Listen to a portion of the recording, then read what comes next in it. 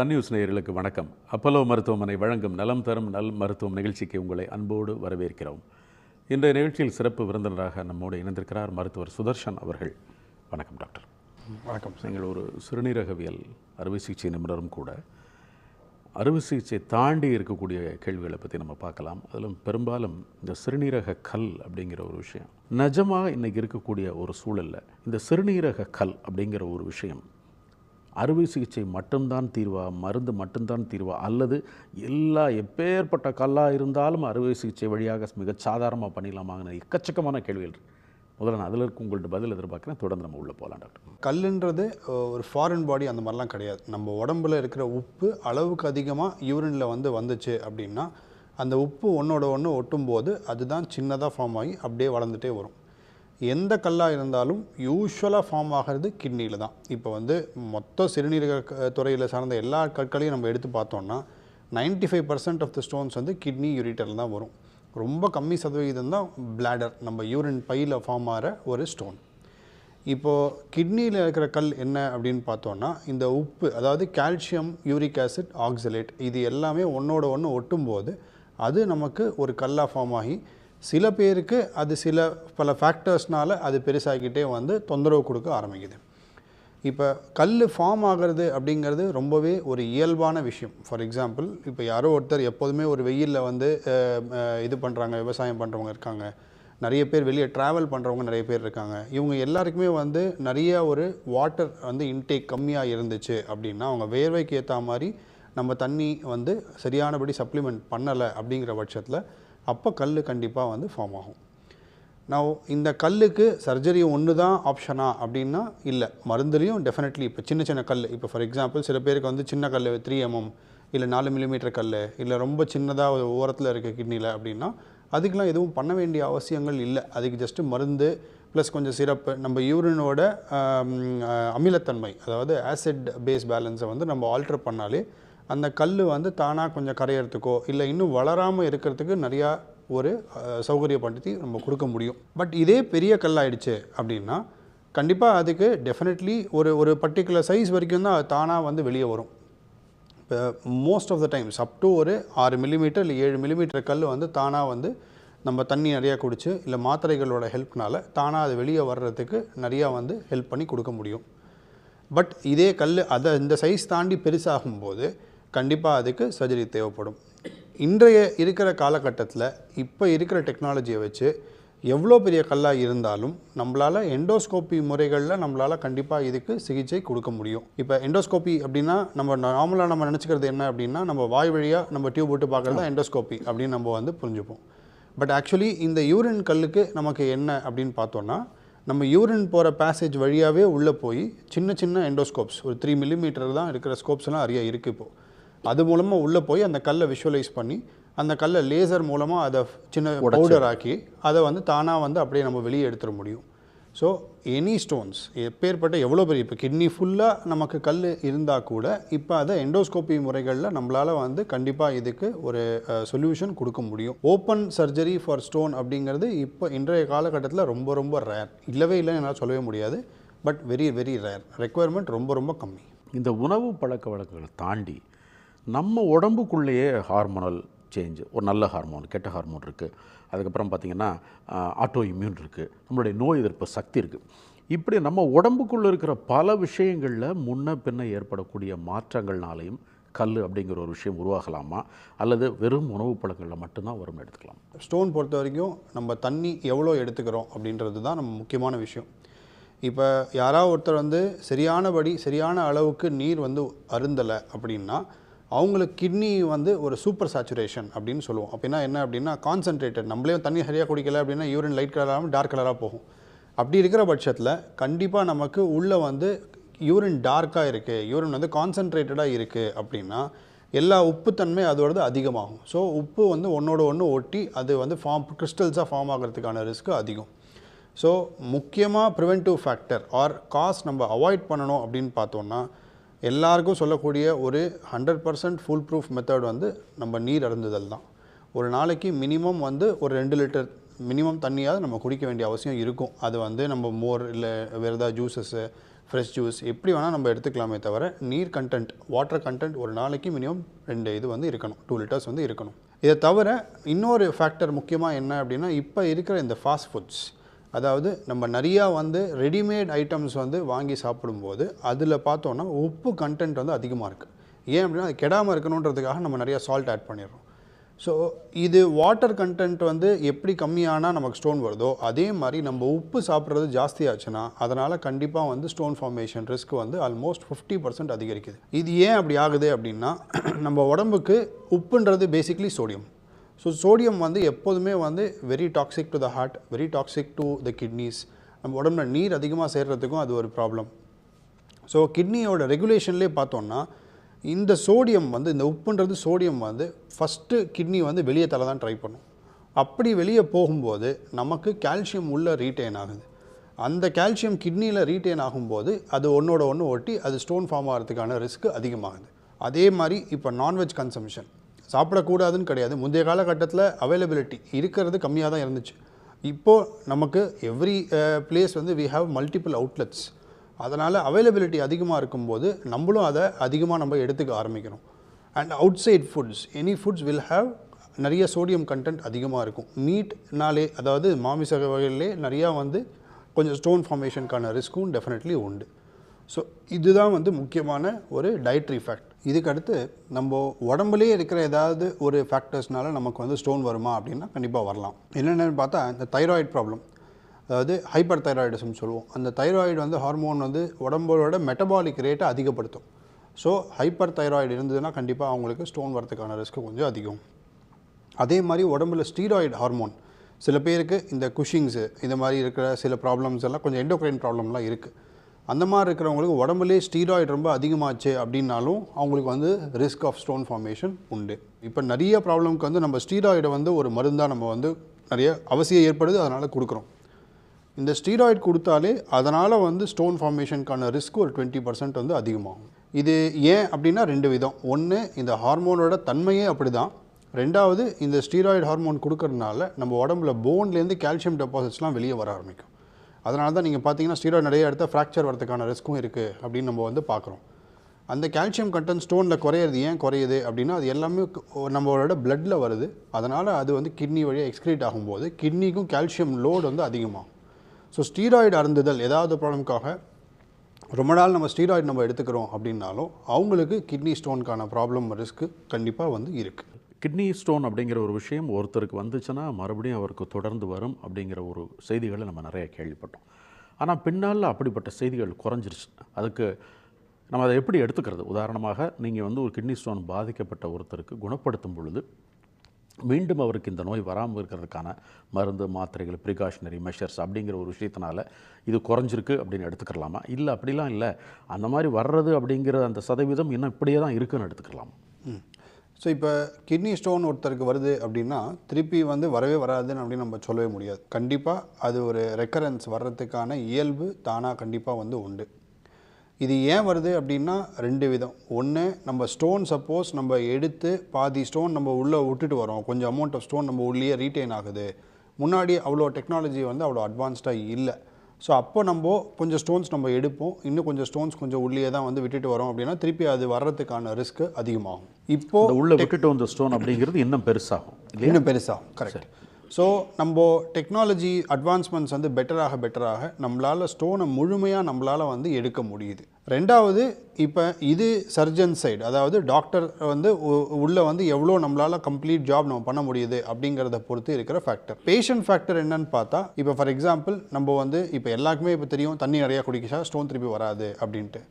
But எல்லா பேஷண்ட்டும் ஒரு problem, ஒரு வலி அப்படின்னு வரும்போது முதல் 6 மாதம் கண்டிப்பாக எல்லாருமே வந்து எல்லா ப்ரிகாஷனையும் ஃபாலோ பண்ணுவாங்க. அதுக்கப்புறம் ஸ்லோவாக நம்ம நேச்சுரல் ஹியூமன் டெண்டன்சி அப்படியே ஸ்லோவாக அதோட எப்போ அது நம்ம ஃபேக்டர் நம்ம மறக்க ஆரம்பிக்கிறோமோ, அந்த வலி மறக்க ஆரம்பிக்கிறோமோ, அப்போது நமக்கு ஆட்டோமேட்டிக்காக நம்ம நார்மல் நம்ம எப்படி இருப்போமோ அந்த டெண்டன்சிக்கு நம்ம போயிடுறோம். ஸோ கான்ஷியஸாக நம்ம பேஷண்ட் சைடில் எஃபர்ட் வந்து இருந்து நிறையா நீர் அருந்துதல் இருந்துச்சுன்னா கண்டிப்பாக வந்து ஸ்டோன் வரதுக்கான ரிஸ்க்கை நம்ம 100% குறைக்க முடியும். பட் திருப்பி அவங்களுக்கு வரவே வராது அப்படின்னு நம்மளால் சொல்ல முடியாது. இப்போ சில பேருக்கு வந்து 20 வருஷம் முன்னாடி ஸ்டோன் ஃபார்ம் ஆகிருக்கு, ஒன்றுமே இல்லை, பட் திடீர்னு இப்போ வந்து எனக்கு திருப்பி ஒரு ஸ்டோன் வந்திருக்கு அப்படின்னு கூட வந்து பார்க்குறோம் நாங்கள். ஸோ திருப்பி இது வரவே வராதுன்னு அப்படின்னு என்றைக்குமே நம்ம சொல்ல முடியாது. ஒரு வாட்டி ஸ்டோன் ஃபார்ம் ஆச்சுன்னா திருப்பி அவங்களுக்கு இன்னொரு வாட்டி வர்றதுக்கான ரிஸ்க் லைஃப் லாங் இருக்க தான் செய்யும். ரெகுலர் ஸ்க்ரீனிங் டெஸ்ட் பண்ணாலே அதை நம்ம ஐடென்டிஃபை பண்ண முடியும். நம்ம ஒரு பிரச்சனை இன்னொரு இடத்துலேருந்து இந்த பிரச்சனையை கொண்டு வந்ததுன்னு பல தொடர்புகள் இருக்குங்க. இதனால தாங்க உங்களுக்கு கிட்னியில் ஸ்டோன் வந்துச்சு. ஒரு இணை நோய் எடுத்துக்கலாம், சர்க்கரை இருந்துச்சு, பிபி இருந்துச்சு, இது இருந்துச்சு, உங்களுக்கு கூட கொலஸ்ட்ரால் இருந்துச்சு, இதெல்லாம் சேர்த்து தான் கொண்டு வந்தது அப்படின்னு எடுத்துக்கலாம். ஸோ இந்த மாதிரி வேறு ஒரு பிரச்சனை நமக்கு ஏற்பட்டிருக்கிறது ஸ்டோனில் கொண்டு வந்து முடியும் அப்படின்னா நம்ம எங்கே பாதுகாப்பாக இருக்கணும்? அது எது? உடல் பருமன், சுகர், பிபி. இப்போ உடல் பருமன் அதிகமாக இருக்குது அப்படின்னா நமக்கு உடம்புல ஃபேட் கண்டென்ட் அதிகமாக இருக்கும்போது கண்டிப்பாக நம்மளோட ஃபிசிக்கல் ஆக்டிவிட்டி கொஞ்சம் குறையும். அண்ட் அப்படி இருக்கிற பட்சத்தில் அவங்களுக்கு கண்டிப்பாக வந்து ஸ்டோன் ஃபார்மேஷன் ரிஸ்க், அதாவது இப்போது நார்மல், இப்போ நம்ம இதை உடல் பருமன் நம்ம எப்படி இது சொல்கிறோம், பிஎம்ஐ, பாடி மாஸ் இண்டெக்ஸ்னு நம்ம சொல்கிறோம். இப்போ இந்த பிஎம்ஐ வச்சு பார்க்கும்போது ஒருத்தருக்கு ஒரே செட் ஆஃப் ஒரு மாதிரி ஸ்டோன் இருக்குது, அவங்க உடல் பருமன் கம்மியாக இருக்குது, இன்னொருத்தர் உடல் பருமன் அதிகமாக இருக்குன்னா யாருக்கு உடல் பருமன் அதிகமாக இருக்கோ அவங்களுக்கு ஸ்டோன் திருப்பி வர்றதுக்கான ரிஸ்க்கு கண்டிப்பாக உண்டு. ரெண்டாவது சுகர். இப்போ சுகர் இருக்கும்போது 2 ப்ராப்ளம் வரும். ஒன்று, நமக்கு எப்போதும் சுகர் இருக்கிறவங்க ஜாஸ்தியாக இருக்கிறவங்களுக்கு பார்த்தா நம்ம யூரினில் சுகர் எக்ஸ்க்ரீட் ஆகிட்டே இருக்கும்போது அதோடு சேர்ந்து நமக்கு கொஞ்சம் இந்த கல் ஃபார்ம் ஆகிற சப்ஸ்டன்ஸ் எல்லாமே வந்து கூட போகும். அப்படி இருக்கிற பட்சத்தில் அவங்களுக்கு stone recurrence risk is almost 50% higher. ரெண்டாவது, சுகர் இருக்கிறவங்களுக்கு யூரின் இன்ஃபெக்ஷன் வரும். அது காமனாக நம்ம தெரியறது தான். இந்த யூரின் இன்ஃபெக்ஷன் ரிப்பீட்டடாக வரும்போது அதனால் நமக்கு கண்டிப்பாக ஸ்டோன் ஃபார்மேஷனுக்கான ரிஸ்க்கும் வந்து அதிகமாகுது. இதில் 2 விதமாக நம்ம இத்தனை நேரம் நம்ம பேசினது எல்லாமே வந்து கால்சியம் ஸ்டோன்ஸை பற்றி நம்ம பேசுகிறோம் நம்ம. பட் ஆனால் கிட்னியில் வந்து இன்ஃபெக்ஷன் ஸ்டோன் அப்படிங்கிறதும் வரும். இதை வந்து ஏன் ஃபார்ம் ஆகுது அப்படின்னா கிட்னியில் வந்து ஒரு பர்டிகுலர் கைண்ட் ஆஃப் ஒரு பாக்டீரியா, ஒரு பர்டிகுலர் கைண்ட் ஆஃப் ஒரு கிருமி இருக்கும்போது அந்த கிருமினாலேயே நமக்கு வந்து இந்த ஸ்டோன் ஃபார்மேஷனுக்கான ரிஸ்க் வந்து அதிகமாகும். அது வந்து பெருசாக இருக்கிற மாதிரி இருக்கும். பட் அது ஃபுல்லாக கிட்னிக்குள்ளே நம்ம எண்டோஸ்கோப் மூலம் போய் பார்க்கும்போது ஃபுல்லாக ஜெல்லி மாதிரி இருக்கும் ஆக்சுவலாக உள்ள. ஸோ அந்த ரிஸ்கெல்லாம் சுகர் இருக்கிறவங்களுக்கு ரொம்ப அதிகம். இது வந்து சைலண்ட்டாக இருக்கும். ஆனால் இதில் ப்ராப்ளம் என்ன அப்படின்னா இது அல்டிமேட்டாக அந்த கிட்னியவே வந்து ஒரு டேமேஜ் பண்ணுற அளவுக்கு இது வந்து ஒரு கவனிக்காமல் விட்டால் அந்த அளவுக்கு ப்ராக்ரஸ் ஆகிறதுக்கான ஒரு ரிஸ்க் வந்து உண்டு. அதே மாதிரி பிபி இருக்கிறவங்களுக்கு என்ன ப்ராப்ளம் இல்லை, சோடியம் பேலன்ஸ் கண்டிப்பாக நமக்கு டிஸ்டர்ப் ஆகும். நம்ம கொடுக்குற மருந்துகள், இப்போ ஃபார் எக்ஸாம்பிள் எல்லாருக்குமே பிபி இல்லை ஹார்ட் ப்ராப்ளம் இருக்கிறவங்க எல்லாருக்குமே வந்து நீரிழிவு, அதாவது லாசிக்ஸ் மாதிரி ஒரு டயூரெட்டிக்னு சொல்லுவோம். நம்ம நீர் வந்து யூரினில் அதிகமாக்குறதுக்கு நம்ம கொடுக்குற மருந்துகள். இந்த மருந்தில் உப்பு ஜாஸ்தி எக்ஸ்க்ரீட் ஆகும்போது அந்த மருந்து நம்ம அளவுக்கு அதிகமாக நம்ம ஜாஸ்தி நம்ம டாக்டர் அட்வைஸ் பண்ணி நீங்கள் எடுக்கிற வரைக்கும் ஓகே. சில பேர் கொஞ்சம் கால் வீக்கம் அதிகமாக இருக்குது அப்படின்ட்டு ஒரு மாத்திரை எக்ஸ்ட்ரா போட்டுப்பாங்க. அந்த மாதிரி கொஞ்சம் நிறைய நாள் நம்ம போட்டுகிட்டே இருந்தால் கண்டிப்பாக அதனால் வந்து ஸ்டோன் வரதுக்கான ரிஸ்க் அதிகமாகும். அதே மாதிரி இப்போ நியூரலாஜிக்கல் ப்ராப்ளம் சில பேருக்கு வந்து இப்போ ஃபார் எக்ஸாம்பிள் பக்கவாதம் வருது, இல்லை வந்து சில பேருக்கு வந்து நடக்க முடியாமல் போகுது, பேராபரசிஸ்னு சொல்லுவோம், 2 காலும் வந்து செயல் வராமல் போகுது. இந்த மாதிரி இருக்கிறவங்க நார்மலாக நடமாடிட்டு இருந்தவங்க சடனாக வந்து ஒரு இம்மொபைல், அதாவது அவங்க நடக்க முடியாமல் அப்படியே படுத்த படுக்கையாக இருக்காங்க அப்படின்னா எந்த ஏஜாக வேணால் இருக்கட்டும், சின்ன பசங்களாக இருக்கட்டும் இல்லை பெரியவங்களாக இருக்கட்டும், அவங்களுக்கும் ரிஸ்க் ஆஃப் ஸ்டோன் ஃபார்மேஷன் அதிகம். இது ஏன் அப்படின்னா நம்ம நார்மலாக நடந்தால் தான் நம்ம போன்ஸ் எல்லாம் ரெகுலராக ரீமாடல் ஆகிட்டே இருக்கும். நம்ம போனை யூஸ் பண்ணாமல் இருக்கும்போது நம்ம போன்லேருந்து கால்சியம்லாம் சரியானபடி ஒரு சீராக இல்லாத போது அந்த கால்சியம் எல்லாமே வந்து யூரின் வழியாக எக்ஸ்க்ரீட் ஆகும்போது நமக்கு இந்த ஸ்டோன் ஃபார்மேஷனுக்கான ரிஸ்க் அதிகம். ஸோ நமக்கு ஒரு பிரச்சனை வந்தது அப்போ சரி அதிலே வெளியே வரும், அந்த சமயத்தில் இன்னொரு பிரச்சனை வர மாதிரி இருக்குது அப்படின்னு நீங்கள் கேட்குறது இதுக்கெல்லாம் வந்து பொருந்தும். இப்போ தான் எனக்கு வந்து சுகர் இருக்குன்னு ஐடென்டிஃபை பண்ணாங்க டாக்டர், அதுக்குள்ளே கிட்னி வந்து டேமேஜ் ஆகிடுச்சுன்னு சொல்கிறாங்க. இல்லை இப்போ தான் வந்து ஒரு நடக்க முடியாமல் படுத்த படுக்கையாக இருந்தார், எழுந்து நடக்க ஆரம்பிக்கிறாரு, இந்த டைமில் பார்த்து திடீர்னு ஸ்டோன் அட்டாக் வந்துருச்சு அப்படிங்கிறதுலாம் இதில் ரொம்ப காமனான ஒரு விஷயம். கண்டிப்பாக இவருக்கு கிட்னியில் ஸ்டோன் இருக்குது, இவர் உடனடியாக டாக்டர் பார்க்கணும் அப்படிங்கிற சூழலில் ஒன்று உருவாக்குது அப்படின்னா எந்த அறிகுறியை சொல்லுவீங்க? முக்கியமாக மோஸ்ட் காமன் அப்படிங்கிறது வந்து என்ன அப்படின்னா யூரினில் பிளட். இப்போ யூரினில் வந்து பிளட் யாருக்காவது இருக்குது அப்படின்னா அவங்களுக்கு எய்தர் ஒரு ஸ்டோன் கண்டிப்பாக எங்கேயாவது இருக்கும், இல்லை யூரினில் இன்ஃபெக்ஷன் எங்கேயாவது இருக்கும். இது 2த்தில் ஏதாவது ஒன்று கண்டிப்பாக இருக்கணும். இது இல்லாமல் நமக்கு யூரினில் பிளட் வரத்துக்கு வாய்ப்பு கிடையாது. இது ஒன்று. ரெண்டாவது வலி. இப்போ நார்மலாக நமக்கு வயிற்று வலி அப்படின்னு நம்ம சொல்ல முடியாது. இந்த கிட்னி ஸ்டோன் பெயின் வந்து எவ்வளோ சிவியராக இருக்கும் அப்படின்னா நம்ம ப்ரெக்னன்சியில் வந்து எப்படி வந்து லேபர் பெயின் எந்த அளவுக்கு இன்டென்ஸாக இருக்கோ அந்த அளவுக்கு இன்டென்ஸாக வந்து யூஸ்வலாக இருக்கும்ன்ட்டு நம்ம சொல்லி கேள்விப்படுறது. அந்த ஸ்டோன் வந்து கிட்னியில் இருக்கிற வரைக்கும் எந்த விதமான பிரச்சனையும் காஸ் பண்ணாது. அது கிட்னிலேருந்து இறங்கி வழியில் யூரிட்டர் நம்ம யூரின் டியூப்பில் வந்து எங்கேயாவது ஒரு இடத்துல பிளாக் ஆச்சு அப்படின்னா அந்த கிட்னியில் உற்பத்தி ஆகிற யூரின் கீழே வர முடியாமல் ஒரு பிளாக் ஆகும்போது அப்போ தான் சிவியர் பெயின், அதாவது ஸ்பாஸ்மிக் பெயின்னு சொல்லுவாங்க. ஒரு வாட்டி இதை எக்ஸ்பீரியன்ஸ் பண்ணால் நெக்ஸ்ட் டைம் பேஷண்ட் அதை மிஸ் பண்ணவே முடியாது. அந்தளவுக்கு ரொம்ப சிவியராகவும் அந்தளவுக்கு ரொம்ப கிளாசிக்கலாகவும் அந்த பெயின் வந்து அந்த பேஷண்ட்டுக்கு கண்டிப்பாக வந்து இருக்குது. எங்கே இருக்குது அப்படின்னு பார்க்குறோன்னா யூஸ்வலாக இந்த பின்னாடி இந்த இடத்துல வந்து நம்ம இதுக்கிட்ட வந்து அந்த இடத்துல தான் வந்து நமக்கு வந்து இந்த பெயின் வந்து வரும். இன்னும் கொஞ்சம் கல் கீழே இறங்கி வருது அப்படிங்கிற பட்சத்தில் நமக்கு அடி வயிறில் இந்த இடத்துல வந்து பெயின் வரலாமே தவிர யூஸ்வலாக மேல் வயிறு இந்த இடத்துலாம் வர்ற பெயின் வந்து கிட்னி ஸ்டோன் ரிலேட்டட் பெயினாக வந்து இருக்கிறதுக்கான வாய்ப்புகள் ரொம்ப ரொம்ப கம்மி. ஸோ இது 2 தான் வந்து ரொம்ப முக்கியமாக நம்ம பார்க்க வேண்டிய சிம்டம்ஸ். இந்த சிறுநீர் கழிக்கும் போது ரத்தம் அப்படிங்கிறது வந்து சில நேரம் அது சூடுங்க பூரா ட்ராவல் பண்ணேன் 10 நாள் அப்படின்னு சொல்கிறவங்க இருப்பாங்க, இல்லைங்க நிறையா கோழி சாப்பிட்டேன்னு சொல்கிறவங்க இருப்பாங்க. இதெல்லாம் ஒரு மித்து ஒரு பக்கம். ஆனால் இந்த நிஜமாகவே சிறுநீரில் ஒருத்தருக்கு ரத்தம் வருகிறது அப்படின்னா எனக்கு இன்றைக்கி தான் முதல்ல பார்க்குறேங்க அப்படின்னு அவர் அன்றைக்கே உடனடியாக டாக்டரை பார்க்குறது சரியா, இல்லை இது ஏதோ ஒரு காரணத்தில் அதை வந்துருச்சு, நாளைக்கு நின்றுச்சு, நாளை கழிச்சு நின்றுச்சு அப்படின்னா அதை விட்டுறலாமா, இல்லை எத்தனை நாள் அது தொடர்ச்சியாக அல்லது ஒரு வாரத்தில் எத்தனை முறை, மாதத்தில் எத்தனை முறை அந்த ஃப்ரீக்குவன்சியை வச்சு முடிவு பண்ணி நமக்கு ஸ்டோன் இருக்குது நம்ம கண்டிப்பாக போகணும்னு முடிவு எடுக்கலாமா? நார்மலாக இருக்கிற யாருக்குமே வந்து யூரினில் வந்து ரத்தம் வந்து தென்படாது. ஸோ யூரினில் ரத்தம் வருது அப்படின்னாலே வந்து அது வந்து ஒரு அப்நார்மாலிட்டி தான். ஓகே, ஏதாவது ஒரு காரணம் கண்டிப்பாக வந்து இருக்கும். இது இன்ஃபெக்ஷன் ரொம்ப காமன். ஒரு பினைன் காஸ்ட்னு பார்த்தா இன்ஃபெக்ஷன், இல்லை ஸ்டோன் இருக்கலாம், இல்லை வயதானவங்களுக்கு சில வந்து 60 வயசுக்கு மேலே இருக்கிறவங்க, இல்லை ஸ்மோக்கர்ஸ்க்கு பிளட்டில் யூரினில் வந்து பிளட் வருது அப்படின்னா அது வந்து ஒரு கேன்சருக்கான அறிகுறியாக கூட இருக்கலாம். ஸோ யூரினில் பிளட் வருதுங்கிறது நமக்கு கொஞ்சம் சீரியஸான ப்ராப்ளம் தான். இது என்னன்றது நம்ம சிம்பிளாக ஒரு டெஸ்ட் பண்ணி நம்ம வந்து உங்கள் பக்கத்தில் இருக்கிற எந்த டாக்டர் இருக்காங்களோ இல்லை ஸ்பெஷலிஸ்ட் யூராலஜிஸ்ட்டை மீட் பண்ணி செக் பண்ணிக்கிறது எப்போதுமே ரொம்ப நல்லது. இப்போ செல்ஃப் லிமிட்டிங் நீங்கள் சொல்கிற மாதிரி இந்த உடம்பு சூடு அதனால் வந்து பிளட் வந்துருச்சு அப்படின்னு நம்ம சொல்கிறோம் இல்லையா, இது வந்து மித்தாக இருந்தாலுமே இதுக்கு என்ன அடிப்படை அப்படின்னு நம்ம பார்த்தோன்னா, நம்ம ட்ராவல் பண்ணும்போது காமனாக ஒரு ப்ராப்ளம் என்ன அப்படின்னா நம்ம யூரின் போகிறதுக்கான ஒரு ஃபெசிலிட்டி இல்லாத நிறைய பேர் எல்லாருமே வந்து நம்ம யூரின் தண்ணி குடிக்கிறத வந்து கொஞ்சம் கம்மி பண்ணிவிடுவோம். இந்த dehydration will lead to stone formation. So இதோட பேசிஸ் என்ன அப்படின்னு பார்த்தோன்னா, நமக்கு உடம்பு டீஹைட்ரேட் ஆகும்போது கான்சன்ட்ரேட்டட் யூரின் தான் நமக்கு யூரின் கடுக்குதுன்னு சொல்லுவாங்க. சில பேர் யூரின் வந்து கொஞ்சம் குத்துற மாதிரி இருக்குதுன்னு சொல்லுவாங்க, சில பேர் யூரினில் பிளட் வருது அப்படின்னு சொல்லி பார்க்குறாங்க. பட் எல்லாத்தோட பேசிஸ் என்னன்னு பார்த்தா நம்ம தண்ணி கம்மியாக குடிக்கிறதுனால தான். இந்த தண்ணி அருந்துதல் நம்ம இன்க்ரீஸ் பண்ணி உங்களுக்கு பிளட் வர்றது தானாக கொஞ்சம் கம்மியாகிடுச்சு அப்படின்னா நீ கொஞ்சம் பொறுமையாக போய் பார்த்துக்கலாமே தவிர அவசரமாக அன்றைக்கே வந்து ஓடணும் ஏதாவது பார்த்து இமீடியட்டாக. But at the same time நமக்கு யூரினில் பிளட் வருது, அதே சமயத்தில் வலி இருக்குது அப்படின்னா இது 2மே இருந்துச்சு அப்படின்னா கண்டிப்பாக வந்து ஏதோ ஒரு இடத்துல ஸ்டோன் இருக்குது அப்படிங்கிறது நம்ம ஒரு 80% நம்ம வந்து ஷுவராக நம்ம எடுத்துக்கலாம். நீங்கள் அந்த டைமில் 100% நீங்கள் டாக்டரை வந்து கன்சல்ட் பண்ண வேண்டிய அவசியம் இருக்கும். 2 லிட்டர் தண்ணி குடிக்கணும் அப்படின்னு சொல்கிறது நல்லதாக இருந்தாலும் எனக்கு தண்ணீர் குடிக்க தோணாத பட்சத்தில் நான் எப்படி தண்ணி குடிக்கிறது ஒன்று, இல்லை அது விரும்புகிறோமோ இல்லையோ மருந்தாக நினச்சி அந்த 2 லிட்டர் தண்ணியை நீ குடிச்சு தான் ஆகணும் அதுதான் நல்லதுன்னு எடுத்துக்கலாம். இப்போ நம்ம உடம்புலே வந்து பார்த்தோன்னா 70% வந்து வாட்டர் கண்டென்ட் தான்.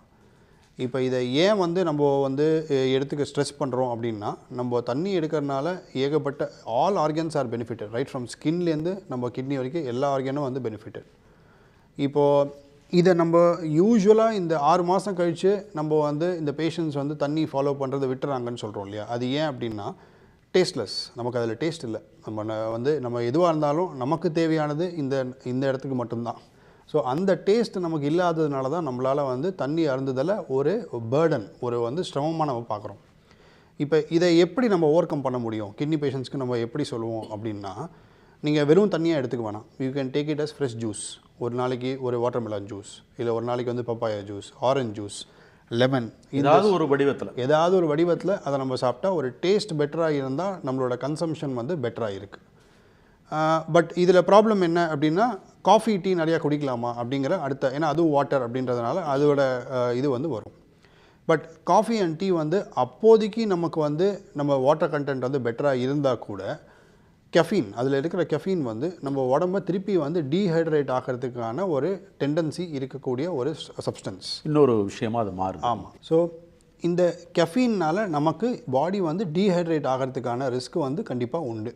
ஸோ அதனால் காஃபி டீ வந்து மினிமலாக எடுத்துக்கிறது நல்லது. இளநி மோர் தென் இனஃப். அதில் நிறையா வந்து நமக்கு வாட்டர் கண்டென்ட்டும் அதிகமாக இருக்குது, உப்பு கிடையாது, பொட்டாசியம் அதிகமாக இருக்குது. கிட்னி ஃபெயிலியர் இல்லாதவங்க எல்லாருமே வந்து இளநி குடித்தா ரிஸ்க் ஆஃப் ஸ்டோன் வந்து கம்மியாகும். அதே மாதிரி மோர் கொஞ்சமாக உப்பு போட்டு நம்ம மோர் சாப்பிட்றோம் அப்படின்னாலும் நம்ம வாட்டர் ஹைட்ரேஷன் நம்மளால் நல்லா மெயின்டைன் பண்ணுறக்கூடிய ஒரு சப்ஸ்டன்ஸ். இது ரெண்டுத்தையுமே நம்ம ரெகுலராக இது பிடிக்கல எனக்கு மோரை எடுத்துக்க பிடிக்காது அப்படின்னு சொன்னால் இளநீ எடுத்துக்கலாம். R lemon juice, orange juice, இதெல்லாம் சிட்ரஸ் கண்டென்ட் அதிகமாக இருக்கிற எல்லாமே வந்து நமக்கு ஸ்டோன் ஃபார்மேஷனுக்கான ரிஸ்க்கையும் குறைக்கும். அதே சமயத்தில் நம்ம ஹைட்ரேஷனை நம்மளால் பெட்டராக மெயின்டைன் பண்ண முடியும்.